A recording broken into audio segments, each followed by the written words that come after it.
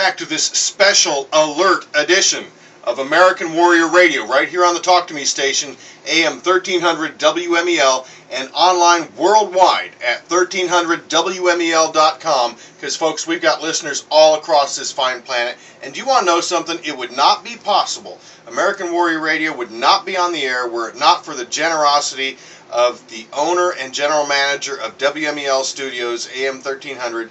We have John Harper and his brother Vern, who are both Vietnam vets, and we applaud them for their service and their continuing service by hosting this wonderful program. At least we hope you think it's wonderful. We think it's wonderful. Absolutely. And so thank you to John and Vern and WMEL for sponsoring and providing this opportunity for us to reach out to all of you about important issues, and none more so or more important than what we're talking about today, Glenn, which is the partial government shutdown and the irresponsibility of Congress and the administration to support the people, the people who are in charge of the country. They're our elected representatives. They work for us, not the other way around. However, it looks like they think it's the other way around lately. And we are going to be joined here shortly by a man that does put truth to words, okay? Our own congressman here on the Space Coast, Congressman Bill Posey, hopefully will be breaking away from his duties up there in D.C. to join us and have a few words for all you listeners out there, and hopefully enlighten and shed a little bit of sunshine on this really dark time we're going through. Yeah, and just as we covered in the first half, it's having astronomical effects upon our veterans and their families.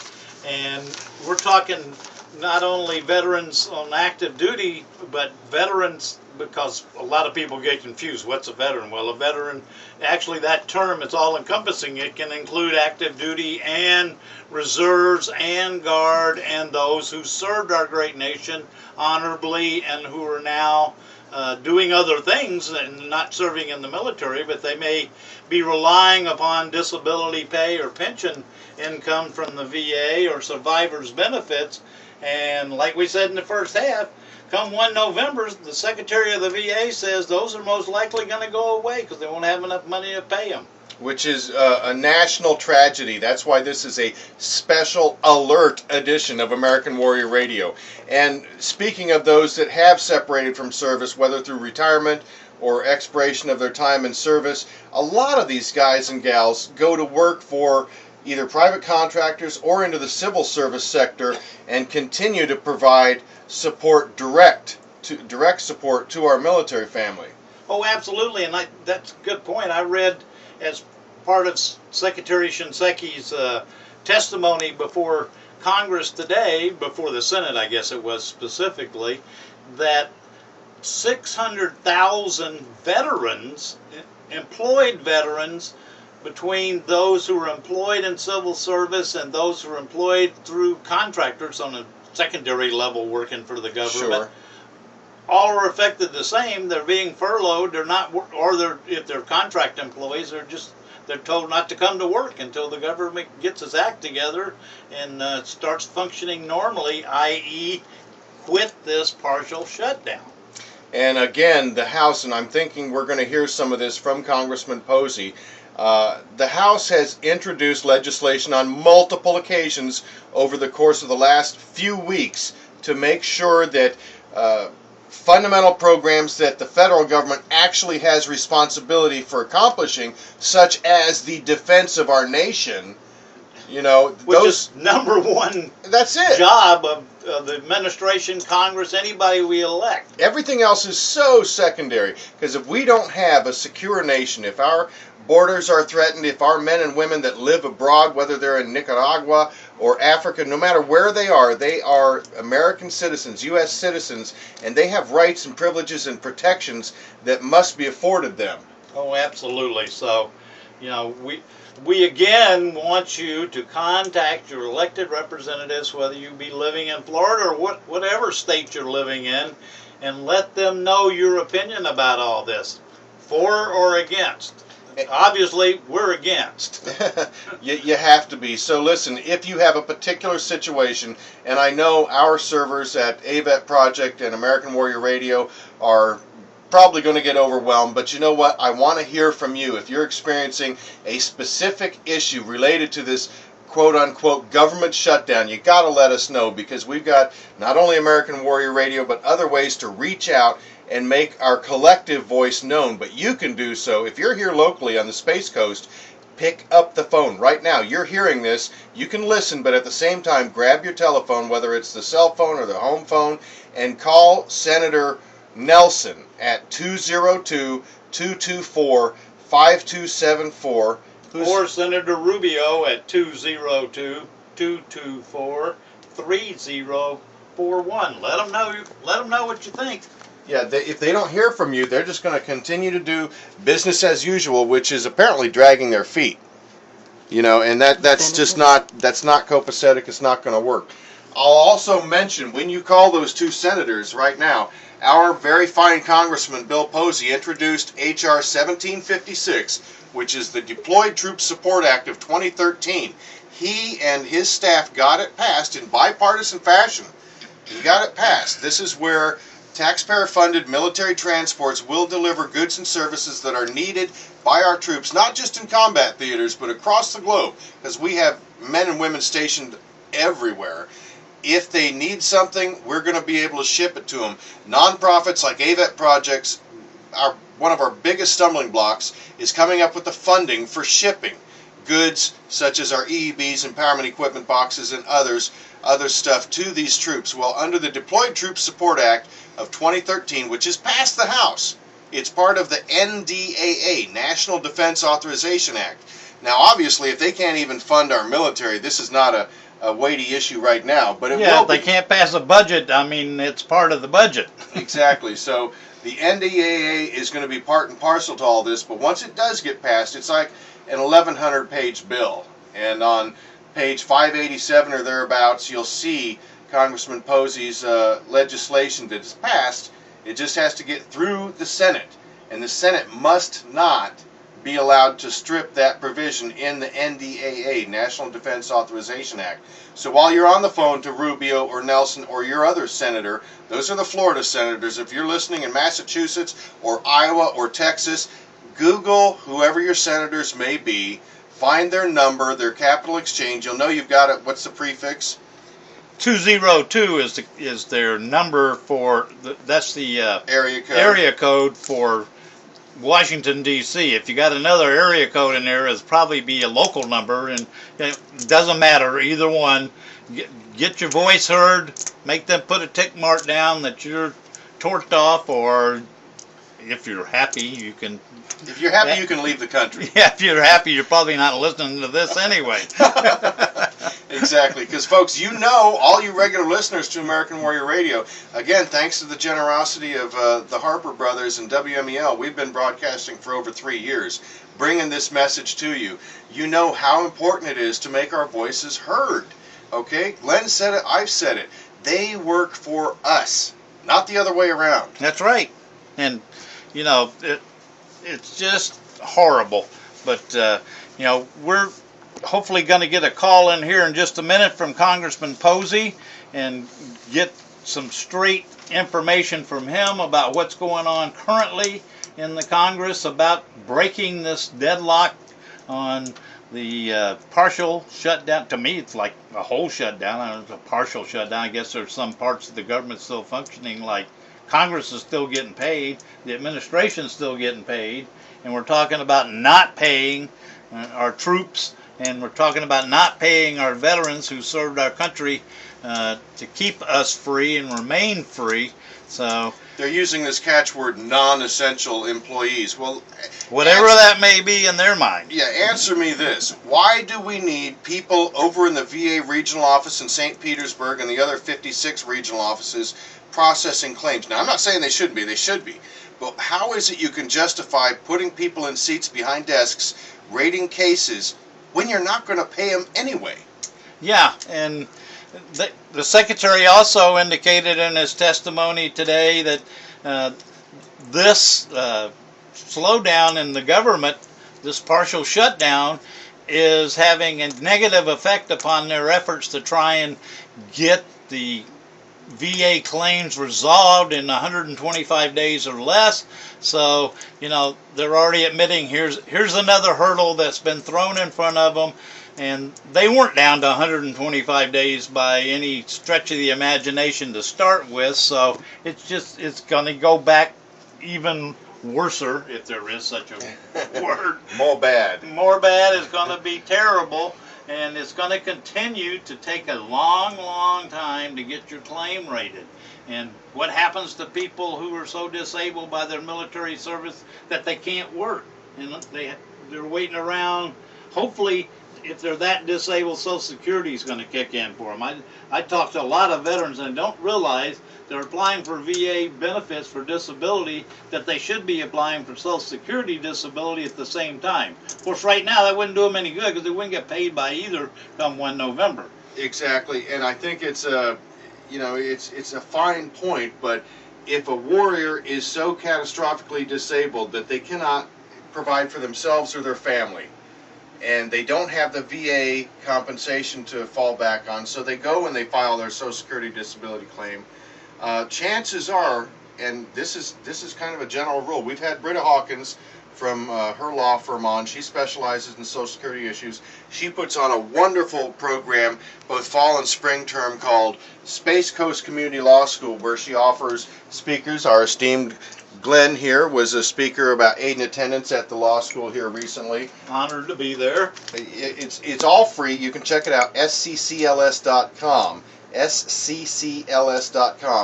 The idea there is we know and we hear from warriors all the time, whether it's email, phone, Facebook, however they may get in touch with us. One in particular was a catastrophically disabled young man who is going to be 100% through the VA whenever they get this case rated. He went and filed for Social Security disability and was promptly denied. But you need to understand, in my experience, and Britta Hawkins, the lawyer who runs that program that Garen was just talking about, even confirmed for me that generally unless you're on this special short list they have of disabilities that they'll instantly approve for Social Security disability. Like terminal illnesses? Yeah, those kind of things. That you've got 2 more chances after the denial, and at the second or third chance, the odds of prevailing shift in your favor. So don't give up after the first knockdown. Again, it's that word we like to use, perseverance. You've got to persevere, whether it's the VA claim or the Social Security disability claim. Oh, absolutely. And I'm looking over here, and you've got some Air Force Times and Navy Times, and got some appalling headlines caused by not so much this but sequestration. And give us a little insight on that. A little flavor here. Yeah. I mean, I get the Air Force Times, AVET Project does, on a regular basis, comes out once a week, and every single issue has another bold print headline. Well, the latest is in red, Chief's warning, 25,000 airmen, 550 aircraft are on the chopping block. And folks, I can go back to other ones. Aircraft fleet faces the axe. That was the previous edition. It's just they're ramping up and ramping up. It's getting worse and worse. But when you talk about reducing our force by 25,000 airmen, Glenn, this doesn't sound like a responsible move. Yeah, and on top of that, they talked in the same breath, so to speak, they're talking about reducing the number of ships our Navy has, and they already are at the minimum level, if they even have enough at the minimum level, to do 2 wars at the same time. We're fighting, here's my opinion, I think we're fighting like 5 or 6 wars at the same time right now, because fighting this terrorist operation is like fighting a war all over the place, and where just changes every day with the news headlines. Exactly, and up in Norfolk, Virginia right now at the Navy base there's a ship that's sitting there that they say won't go out on its cruise because it doesn't have fuel. I mean, there's ridiculous things going on in our government, and it's got to stop, because the number one priority, the number one task of our federal government is to keep this great nation of ours safe from enemies, both foreign and domestic. So I don't know if you want to call these people that are dragging their feet and making life so difficult for our military members and veterans but you call them what you will. What I call them is irresponsible, and it's got to change. So we have our special guest on the line with us right now.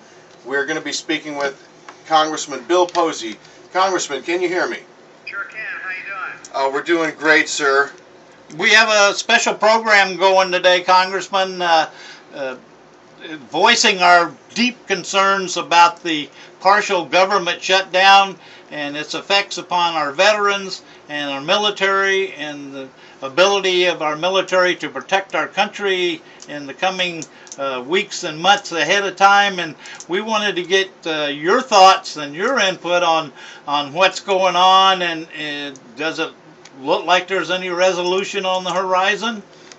Well, I'll try and be brief because I know you're almost out of time with your show. I just got off the floor from voting, and we just passed a bill to require the administration to make the death benefits to make the payments for the death benefits that they have been denying because they said we're in a shutdown. Now, the Republicans were even joined by a few Democrats.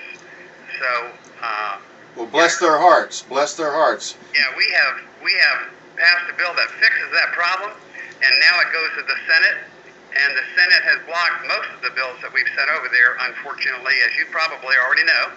And we haven't got any Democratic senators that'll break ranks and try and make a difference for us over there. Also, co-sponsored a bill recently to give due respect to our men and women in uniform who were killed at Fort Hood by Major Hassan. You might remember that Obama first called this a workplace violence. And Kind of hard to forget that one, yeah. yeah. Sound like terrorism to me. You know it's a terrorist act. I know it's a terrorist act. Hassan knows the terrorist attack, and 99% of the people in this country know and recognize it as a terrorist act. But we have a piece of legislation that we'd like to, since the administration will not acknowledge it, we'd like to legislatively establish that that is a terrorist act, and these soldiers should be awarded a Purple Heart. Those that were wounded there and their families should be able to have claims process for the losses of a terrorist act, not as, what do they call it, workplace violence or something stupid, Exactly. And folks, we're speaking with our Congressman Bill Posey, who has been so supportive of not just active duty, but veterans and their families as well. We refer to them as past and present military members and their families. And sir, you've done a lot, and we spoke before the break. You didn't hear this because you're there in D.C., but about your Deployed Troops Support Act of 2013 that was passed on a bipartisan basis thanks to you and your staff, and it's part of the National Defense Authorization Act. Can you comment just briefly on where that stands? I understand it's not on the forefront right now because we've got to get over this hurdle, right? Exactly. And first of all, I want to commend y'all for bringing that to our attention. I mean, there was no way I would have known unless I was involved in the activities that you and Kim have been involved in, that so much of the proceeds of our nonprofits went to pay postage to actually develop some support for our troops to get it over there, and that's where it came from. Right now, that should be pretty much in the pipeline. The Senate and House staff are still obviously talking about the NDAA, and we'll get it done as soon as we get through the shutdown process. Right now, the shutdown is sucking most of the air out of the room, as you can imagine, and there's not much attention been given to a whole lot of other stuff. Although last week, just something else that might be worth mentioning that they might not have heard about elsewhere, we in the House passed another bill giving the Department of Defense clear guidance. Our troops, civil defense employees, and contractors should be working and they should be paid. The Pentagon spent the better part of a week trying to figure out what that means. We think it's very clear. 1 + 1 = 2. But the administration continues to do everything it can to make life difficult for the American public, just as evidenced by what they did at the World War II Memorial, and they brought in additional National Park Service workers to put up barricades and keep 90-year-old vets out of their memorial. I mean, many of them, like my father, wrote check for that memorial The administration didn't pay for it. The government didn't pay for it. The vets paid for their own memorial. They have every right to be there. It's in the open air. It doesn't take a guard. It is their memorial, not the White House's memorial. And it was just great to be there Saturday, welcoming so many of our vets from honor flights. And I'll continue to fight any attempt to block their access. Although the sorry administration has locked the bathrooms, if you can believe that. Oh, well, Congressman, I know you're a foot soldier for this cause because there's a photo of you up on your Facebook page showing you actually physically moving the barriers. So hats off to you, sir. Really appreciate you being front and center in that ridiculous conundrum, because it's an open-air monument, for crying out loud, folks. And as the Congressman just said, it was funded privately, and the government has no business being there. They're issuing citations for people that pass too close by.